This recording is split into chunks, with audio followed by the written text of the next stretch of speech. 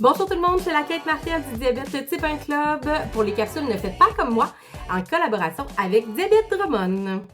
Aujourd'hui, je pense que vous le voyez bien, selon le titre, on va parler d'un sujet qui est, à ma foi, si important et puis si malheureusement proche de nous, les gens qui vivent avec le diabète de type 1. C'est le sentiment de culpabilité lorsqu'on voit un chiffre haut. Pour les gens qui ne vivent pas avec le diabète de type 1, ça peut sembler complètement utopique de vivre de la culpabilité par rapport à un chiffre. Mais je vous explique. La semaine passée, là, j'étais au resto avec une amie, puis on jasait, on riait, tout allait bien. J'étais avec ma BFF, là, tu sais, c'était le fun, on avait du plaisir. J'avais fait mon calcul, ma glycémie était belle, j'étais comme à 6,2, si je me souviens bien. C'était vraiment parfait. On prend un petit drink, je mange quelque chose qui, selon moi, est facile à calculer dans un restaurant. Et puis, je me dis, OK, bon, tout est sous contrôle. Puis là, parle, jase, je me suis injecté mon insuline, parle, jase. Une heure quelques plus tard, double flèche par en haut, 15,8. 15,8, là. Pour quelqu'un qui vit avec le diabète de type 1, là, c'est pas le fun.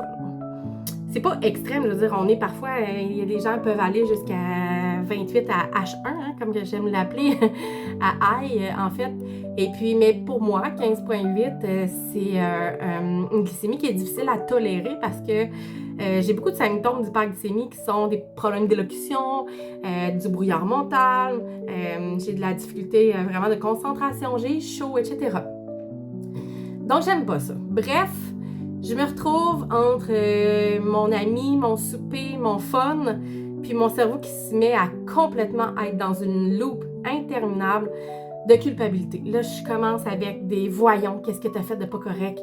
T'as mal compté tes glucides, t'étais si bien, t'as tout gâché. Pourquoi? Il est où l'erreur? Qu'est-ce qui s'est passé?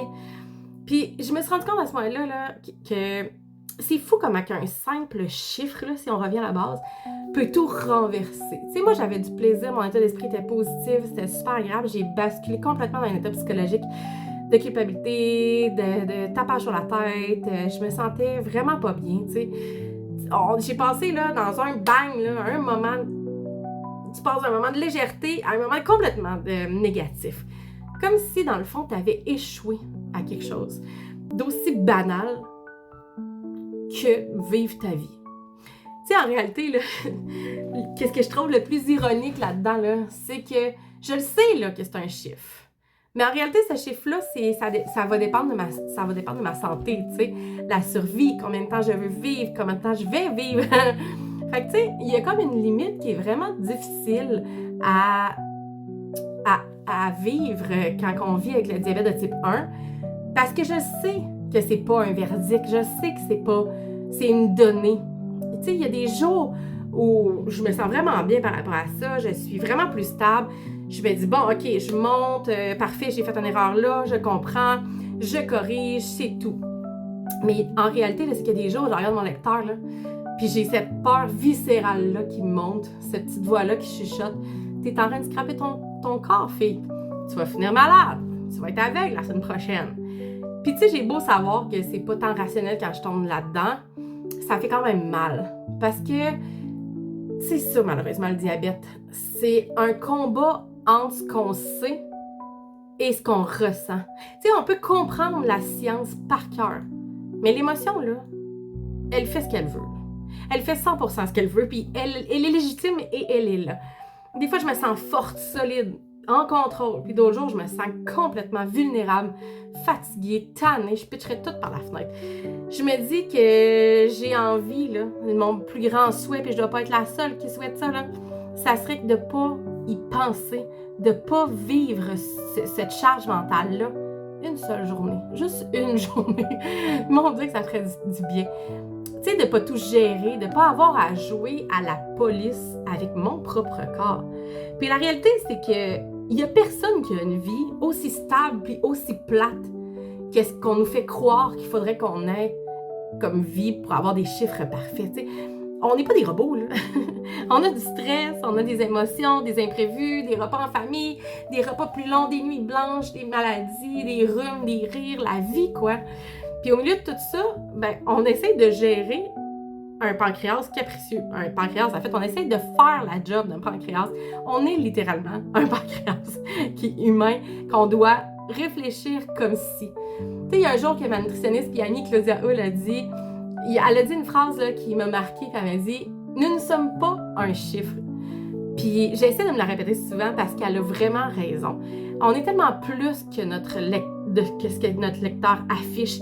On est des humains, puis on fait de notre mieux. Puis on fait de notre mieux avec les conditions, avec les connaissances qu'on a, et ce, sans jamais avoir de pause. On est comme sur un champ de bataille à tous les jours, 24 heures sur 24, sans relâche. Fait que oui, comme elle dit, on kick des culs. Mais ça veut pas dire qu'on n'a pas le droit d'être épuisé. Parce qu'à force de devoir être tout le temps fort, tout le temps, ben c'est normal que ça devienne lourd. C'est correct d'avoir des jours où tu te sens complètement découragé comme moi. C'est correct de pleurer devant un chiffre. C'est correct d'avoir peur aussi parce que c'est une réalité. Parce que même si on se relève toujours, ça veut pas dire que c'est facile. Fait que dans le fond, là, ça me rend émotive parce que c'est vrai qu'on n'est pas juste un chiffre. Puis ce chiffre-là est tellement important. Fait qu'il y a comme une espèce de dualité tout le temps dans ma tête. Mais je sais que je suis pas la seule parce que j'ai eu beaucoup de discussions avec plusieurs diabétiques au courant des derniers mois notamment, mais des dernières années, où cette charge-là et cette culpabilité-là est présente. Mais pour vrai, fais pas comme moi, dans le fond. Sois douce avec toi, sois douce quand ça monte. Même quand ça monte pas, on peut-tu être plus doux envers nous, tu sais? Un chiffre, c'est pas une sentence, tu sais. C'est surtout pas la mesure de ta valeur.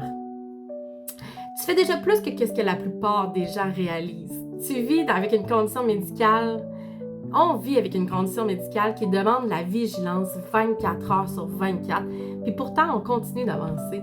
On travaille, on est des amis, des mamans, des papas, des enfants, des enseignants, des travailleurs, on est tout ça, on rit, on vit, on tombe, on se relève. On est vraiment beaucoup plus qu'un chiffre. Alors, la prochaine fois que ton lecteur il va afficher un 15 ou un 18, on se dit-tu collectivement qu'on va prendre un petit respire? On va se corriger, oui, c'est important parce qu'on veut vivre. Mais fais-le sans te juger. Parce que, tu sais, t'as pas échoué. T'es juste humaine. Puis ça, je pense que c'est déjà immense. C'était Sheila Kate Martel pour les capsules Ne faites pas comme moi, en collaboration avec Diabète Drummond. Je suis la fondatrice du Diabète Type 1 Club, qui vous laisse sur cette petite capsule qui me rend très émotive, mais qui est nécessaire.